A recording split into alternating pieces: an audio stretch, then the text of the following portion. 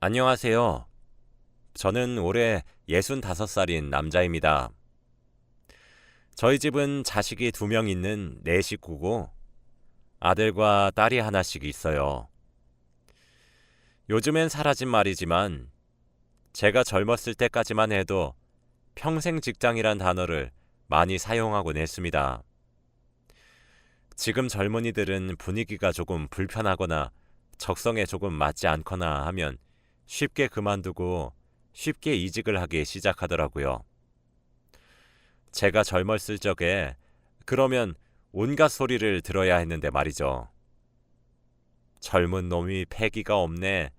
젊은 나이에 고생해야 말년이 편하네. 이런 소리들을 말이에요.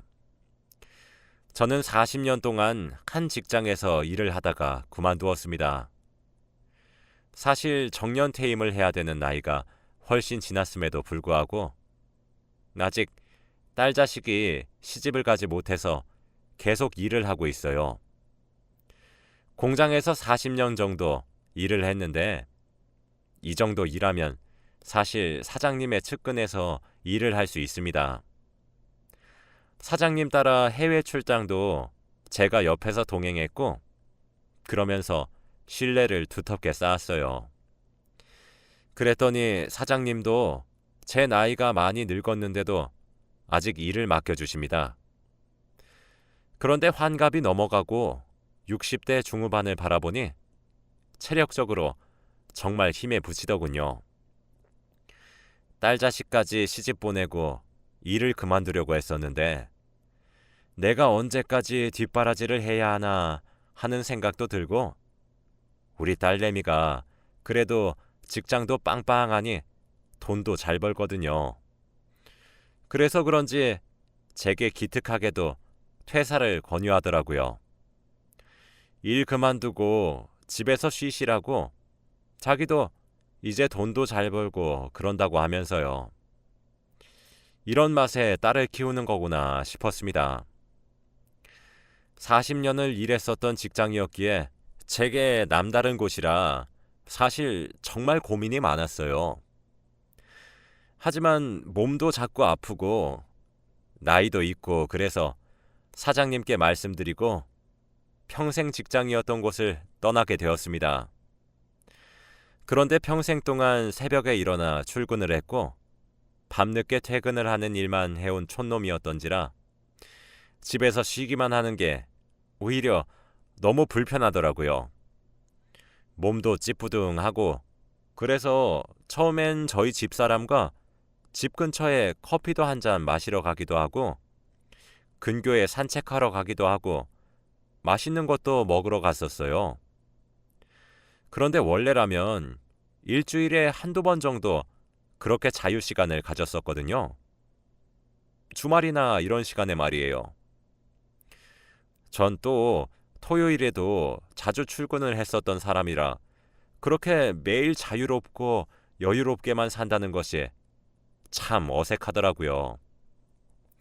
그리고 한평생을 이리 치이고 저리 치이며 살아온 제게 오히려 여유라는 것은 몸에 맞지 않은 옷을 입는 것만 같았습니다.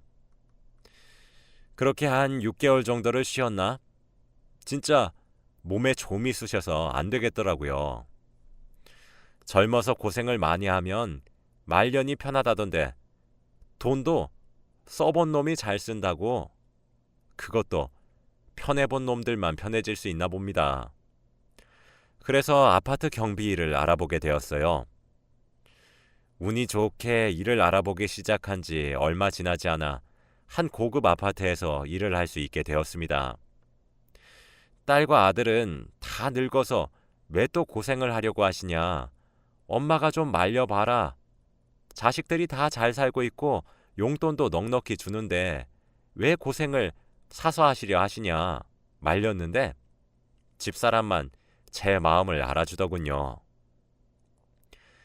얘들아, 아빠 좀 내버려둬.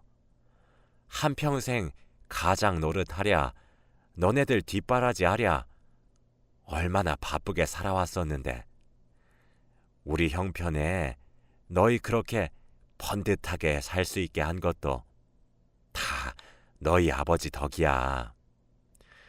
그렇게 일개미처럼 살아만 왔었던 사람이 어떻게 하루아침에 배짱이처럼 노는 게 가능하겠니?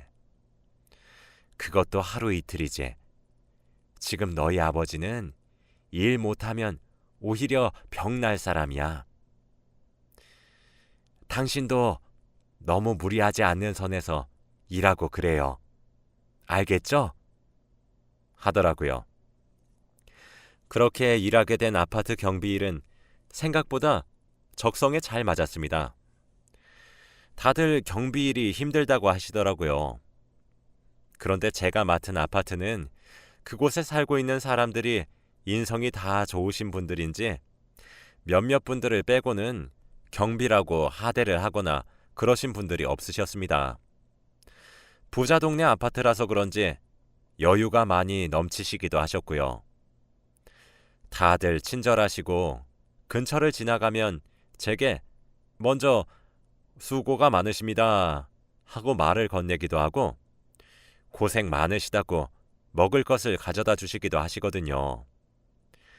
대다수의 사람들이 그렇게 친절하지만 사실 몇몇의 사람들은 정말 괴롭게 만듭니다. 제가 겪었던 일 중 가장 충격적인 사건은 경비원인 제가 업무를 하는 과정에서 술 취한 주민이 저를 폭행한 사건이었습니다. 그날은 비가 엄청나게 많이 쏟아지던 장마철이었어요. 제가 관리하는 아파트 쪽에 입구에 낯선 외제차 한 대가 슥 서더라고요. 그때가 새벽 시간이었던 터라 잠시 정차한 건가 싶어서 내버려 뒀어요. 출퇴근 시간에 그랬으면 당장 빼라고 했을 텐데 밤 늦은 시간이어서 말이죠. 그런데 30분이 다 되어가는 시간 동안 차에서 아무도 내리지 않고 시동도 끄지 않은 채로 서 있더라고요. 안 되겠다 싶어 우산을 펼쳐들고 그 외제차에 가까이 다가갔습니다. 창문에 썬팅이 얼마나 짙게 되어 있었는지 까맣더라고요. 게다가 비까지 주룩주룩 내리고 있어서 어두컴컴하기까지 하니 안쪽이 하나도 보이지 않았습니다. 똑똑 창문을 두드리니 안쪽에서 희미하게 욕설을 하는 듯한 소리가 들리면서 창문이 조금 열리더라고요. 외제차 안쪽에선 옅은 술 냄새가 나기 시작했습니다. 안쪽엔 여자 하나와 남자 하나가 있었는데 정말 차마 눈뜨고 못 볼 짓을 하고 있던 중이었어요. 운전을 하고 있었던 남자는 한 50대 정도로 보이는 아저씨였고 술에 잔뜩 취해 있었어요. 조수석에 앉은 여자는 옷매무새를 만지고 있었는데 딱 봐도 딸뻘 정도 되는 나이겠더라고요.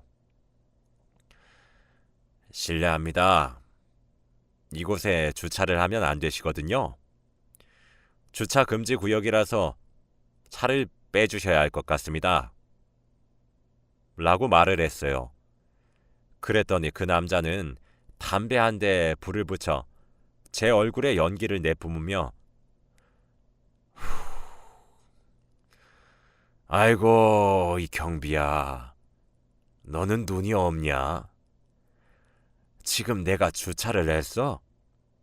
잠시 정차를 한 거잖아. 정차. 네 눈은 장식이냐? 라며 싹수 없게 말을 하더라고요. 그래서 여기는 주정차 금지구역이라서 정차도 안 됩니다. 차를 빼주실 수 있겠습니까? 라고 물었어요. 더 공손하게 말해봐. 그럼 내가 고민 좀 해볼게. 하며 낄낄거리면서 웃더라고요. 그 옆에 앉아 있었던 딸뻘되는 여자는 옷매무새를 다 다듬었는지 그 남자의 팔에 팔짱을 끼고 고개를 기대며 같이 깔깔거리며 웃었습니다. 저는 지금 차가 서 있는 곳이 저희 동 주차장 입구여서 그렇습니다. 아무리 늦은 시간이라도 차가 단 한 대도 다니지 않지는 않아서 비켜주셔야 될 것 같습니다. 입주민들이 불편해하시면 안 되어서요. 이렇게 부탁드리겠습니다. 하고 고개를 꾹벅 숙였죠. 자존심은 상했지만 어쩌겠나요. 술 먹은 놈한테 백날 천날 말해봤자죠. 그 여자는 깔깔 웃으며 오빠, 나 그냥 집으로 올라갈게. 흥이 깨져서 말이야. 라며 차에서 내릴 채비를 하더군요. 아니 왜 벌써 가? 이렇게 하고 너 혼자 집에 쏠랑 들어가 버리면 이 오빠가 섭섭하지. 하며 자기 딸버린 여자애 붙잡겠다고 질척거리는 모습을 보는데 어찌나 추잡스럽던지. 결국 그 여자는 너무 늦었다고 다음에 다시 보자며 집으로 올라갔고 저도 제 자리로 돌아가려고 몸을 돌리려고 했습니다. 그런데 그때 그러더라고요. 야, 경비. 아씨, 너 때문에 분위기 죽여주게 좋았는데 진짜 너 다음부터 내 눈에 띄기만 해. 그때 어디 한번 해보자. 라고 버럭 소리를 지르는 것이 아니겠습니까? 그러고는 제가 신고 있는 신발에 침을 캬 뱉고 차를 운전해서 갔어요. 진짜 얼마나 어이가 없던지 지금 다시 생각해도 기가 막히는 노릇이네요. 그런데 그건 시작에 불과한 일이었습니다. 그 남자는 진짜 저희 동 입주민이긴 했나 보더라고요. 그때부터 제가 근무를 하는 날만 골라서 저를 따라다니며 괴롭히기 시작했어요. 저를 괴롭혔던 방법 중 하나는 불량 주차였습니다. 일부러 이중 주차에 불량 주차까지 하는데 사이드 브레이크까지 걸어놓고 주차를 해서 옴짝달싹 못하게 했습니다. 그렇게 정말 사사건건 사람을 들들 볶아대는데 정말 사람이 피가 바짝바짝 마르더라고요. 나중에 알고 보니 저보다 띠동갑은 어린 사람이었습니다. 그러던 어느 날이었어요. 불량 주차가 또 자기 차 앞에 되어 있었던 문의가 들어왔어요. 전 당연히 안 되겠지 하고 차를 한번 밀어보려고 시도만 했는데 그날따라 차주인 그 남자가 실수를 한번 한 것인지 차의 브레이크도 풀려 있었고 잘 밀리더라고요. 그렇게 차를 한번 치우게 되었는데 진짜 자기 차에 손댔다고 죽이니 살리니 쌍욕을 하며 정말 이곳에 쓰기 힘들 정도의 욕설을 듣게 되었고 저를 하인이라고 부르기 시작하면서 툭툭 치기 시작하더라고요. 그 욕설을 시작으로 한 달 정도 지독한 괴롭힘을 당했습니다. 점점 도를 넘어가는 그놈을 보고 진짜 열이 너무 받고 화도 너무 많이 나는데 또 일자리를 생각하면 참아야 하고 그런 아이러니한 상황들이 연속적으로 펼쳐지기 시작했죠. 그쯤 되니 아파트에도 소문이 자자해졌더라고요. 불량 주차하는 놈이 있다고 말이에요. 그러던 어느 날 새벽에 순찰을 돌고 있었는데 그때 비 오는 날 만났었던 외제차와 같았고 같은 위치에 서 있었습니다. 그날도 음주운전을 한 모양이더군요. 전 또 당연히 차를 빼달라 요청하러 다가가야 했지요. 저도 사람인지라 똥이 무서워서 피하는 것이 아니고 더러워서 피하고 싶은데 어쩌겠습니까? 그게 제 업무인 것을요. 그런데 글쎄 제가 똑똑 창을 두드리며 말을 하기 시작하자 차 문을 덜컥 열고 밖으로 나오더군요. 그런데 내리는 폼이 심상치 않은 겁니다. 너무 당황해서 정신을 못 차리고 있던 찰나였습니다. 그런데 그때 어떤 사람이 거기 지금 뭐 하는 겁니까? 하며 제 쪽으로 달려왔어요. 그 모습을 마지막으로 전 정신을 잃었고 눈을 떠보니 병원의 하얀 천장이 저를 반기고 있었습니다. 주위를 둘러보니 집사람과 딸은 제 양쪽 손을 각각 잡고 눈물을 흘리고 있었고, 며느리는 화난 아들을 달래고 있었죠.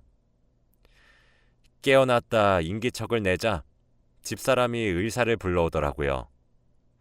의사가 말하길 전치 4주 정도 나올 것 같다고 했어요. 저는 이게 지금 어찌 된 일이냐 물어보니 집사람이 제게 말해 주었습니다. 아니, 당신은 그런 사람이 당신을 괴롭히려고 하면 일을 그만두든가 도망을 치든가 둘 중 하나는 했어야 하죠. 진짜 얼굴이 이게 뭐냐고요? 하며 엉엉 소리내어 울면서 말하더군요. 어떤 총각이 속수무책으로 맡고 있는 저를 발견함과 동시에 경찰과 구급차를 불렀고, 그 남자는 다급히 차를 몰고 도망치려고 했지만 그 총각이 끝까지 붙들고 있어준 덕에 경찰에 잡혔다고 말했습니다. 그래서 그 남자는 음주운전의 폭행죄로 지금 경찰서에 있다고 하더라고요. 그 남자는 목격자 진술을 쓰러 갔다고 하고요. 그리고 한 4시간 정도 시간이 흘렀나? 저희 가족들도 점차 안정을 찾았을 때 병실 문이 드르륵 열리더니 한 남자가 들어왔습니다. 그 사람은 집사람이 말한 총각이었어요. 나이는 저희 아들 또래 정도 되는데 제가 일을 하면서 오며 가며 인사를 하는 입주민이었습니다. 그 사람은 정말 제가 나이가 어린 사람이지만 존경할 만한 사람이라 평소에 생각했었던 사람이었죠. 항상 수고가 많다 인사도 건네고 살갑게 말 한마디 더 하고 참 착한 사람이었어요. 그리고 하는 일도 이곳에 말할 수는 없지만 좋은 일들만 골라서 하시는 사람이었죠. 제게 찾아와 걱정스러운 표정으로 괜찮으시냐고, 정말 많이 놀랐었다고, 좀 어떠시냐고 물어보시더라고요. 같은 곳에 사는데 어쩜 그렇게 인성이 다를까 싶었고, 전 그 총각에게 괜찮습니다. 정말 감사합니다. 하고 인사를 했어요. 그런데 마침 그때 딸아이가 제가 마실 음료를 사러 나갔다가 병실로 돌아왔습니다. 그러다 갑자기 하며 소리를 지르는 게 아니겠어요. 그런데 그 총각도 지연 씨가 왜 여기에? 하며 아는 체를 하기 시작하더라고요. 이게 무슨 영문인가 싶어 둘이 아는 사이냐 물어보니 둘 다 서로 얼버무렸습니다. 제 연륜이 말해주기를 딱 봐도 남녀 관계처럼 보였습니다. 저는 딸아이에게 딸, 내가 몸이 이래가지고 날 구해주신 분께 음료 한 잔 대접하지도 못하겠는데 네가 좀 대신 해주고 오너라 하니 총각이 괜찮다고 거절을 하더라고요. 그래서 아니 아무리 그래도 그렇지 그렇게 가면 제 마음이 불편해서 그런 거니까 마실 거 하나라도 대접받고 가세요 라고 부탁했어요. 결국 알겠다 대답하고 제 딸과 병실을 함께 나서더라고요. 그 이후 딸에게 이것저것 물어봐도 묵묵부답이어서 저도 금방 잊었습니다. 전치 3주 판단을 받고 병원에 입원을 한 중이었는데 저를 팼던 놈이 찾아왔더라고요. 합의를 해달라고 하면서요. 솔직히 부자라고 예상은 했었는데 합의금을 정말 억소리 나게 불러서 흔들리긴 했습니다. 하지만 합의하지 않았습니다. 그 사람은 뭐든지 돈으로 해결을 하려고 했던 사람이니 돈이 얼마나 우스웠겠어요. 그러니 이번에도 제게 사과는커녕 돈으로 해결하려고 했겠죠. 제 집사람과 자식들도 단단히 화가 나서 바로 소송으로 넘어갔습니다. 사실 3주 동안이나 경비 일을 하지 못하니까 전 해고당해도 억울하긴 하겠지만 할 말이 없었어요. 입주민에게 피해를 당해 억울할 순 있어도 3주간 자리를 비워야 하는데 다들 알다시피 경비 자리도 정년 퇴임한 사람들에게 귀한 일자리거든요. 그랬는데 아파트 쪽에서 다 나을 때까지 기다릴 테니 푹 쉬시고 출근을 해달라는 요청이 들어왔더라고요. 입주자 동 대표님께서 직접 병원에 문병을 오셨습니다. 그리고서는 제게 봉투 하나를 건네시며 말씀하셨어요. 선생님, 몸은 괜찮으신가요? 이건 얼마 되지는 않는데 저희가 십시일반으로 조금씩 모은 돈입니다. 치료비에 보태 쓰시고 받으신 마음의 상처에도 조금 위로가 되길 바라는 마음에서 드리는 겁니다. 하시더라고요. 전 처음엔 당연히 거절했어요. 그랬더니 아니요. 저희가 지금 선생님이 얼마나 성실하고 친절하게 입주민들을 대하시며 일을 하신 걸 저희 모두가 뻔히 알고 있는데 저희 마음도 편하게 해주셔야죠. 그리고 그 불량주차 하던 놈도 걱정하지 마세요. 제 아들이 변호사인데 수임료도 받지 않고 도와드릴게요. 저희도 그놈 때문에 얼마나 고통스러웠는데요. 그런데 괜히 총알바지처럼 경비 선생님께만 피해를 입힌 것 같아 마음이 불편해서 그래요. 하시면서 봉투를 거의 제게 던지시다시피 품에 넣고 퇴원하고 뵙겠다 말씀하시며 돌아가시더라고요. 저는 정말 얼떨떨했습니다.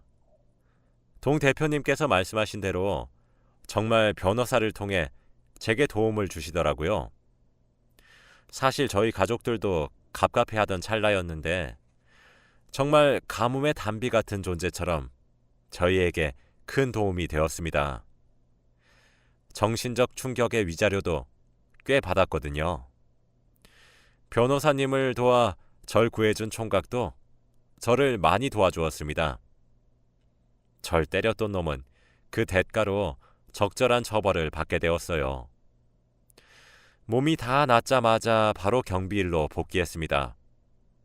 그런데 정말 감동적이었어요. 세상에 경비실에 편지도 있고 쪽지도 붙어 있더라고요. 아저씨 보고 싶어요. 아저씨 파이팅. 이런 글귀들은 어린아이들의 삐뚤빼뚤한 글씨체였고 알고 있었지만 이 정도로 심각한 줄 몰랐습니다. 도와드리지 못해 죄송합니다. 항상 웃으면서 인사를 해주시고 작은 택배조차 저희에게 직접 가져다 주시고 항상 성실하셨었던 경비 선생님의 빈자리가 너무 큰 것 같아요. 빠른 쾌유를 바랍니다. 이런 편지들도 많이 있었어요. 세상이 아직 참 따뜻하구나 이런 생각을 가지게 되었다고 해야 하나요? 그리고 경사는 여기에서 그치지 않았습니다. 제 연륜의 촉이 맞아떨어졌더군요.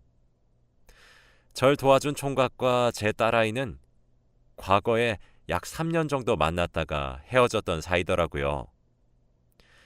그런데 감정이 식거나 그래서 헤어진 것이 아니고 남자 쪽에서 유학인가 그것 때문에 멀리 떠나게 되어서 헤어지게 되었다고 합니다. 그런데 그 남자가 살고 있던 곳의 경비가 저였던 것이었고 절 구한 남자가 바로 딸아이의 전 애인이었던 것이죠. 그때 제가 감사하다는 의미로 커피라도 한 잔 대접하라고 밖으로 내보냈을 때 서로가 서로에게 감정이 조금 남았다는 사실을 알게 되었고 지금은 거기서 좀 더 발전되어 연인 사이가 되어 있더라고요. 전 제 딸아이가 경비 일을 하는 저를 부끄러워할 줄 알았는데 자랑스럽게 여기고 있고 딸아이의 연인이 된 그 총각 또한 제게 여전히 깍듯하게 대해줍니다. 이것도 제 연륜의 촉이긴 한데 몇 달 있으면 저도 이제 딸아이를 결혼시킬 수 있을 것 같다는 생각이 드네요. 일단 저는 그 총각이 제 마음에 쏙 들거든요. 평소 인성을 보면 안다고 정말 바른 사람이라서 오히려 안심이 될 정도입니다. 경비 일을 한 지 얼마 되었다고 참 많은 일이 있었네요. 나름 자부심을 갖고 일하고 있는데 저희 아파트 입주민들처럼 다른 사람들도 경비라는 직업을 무시하지 마시고 존중해 주셨으면 합니다. 제 이야기는 여기까지입니다. 들어주셔서 감사합니다. 여러분들도 항상 행복하세요.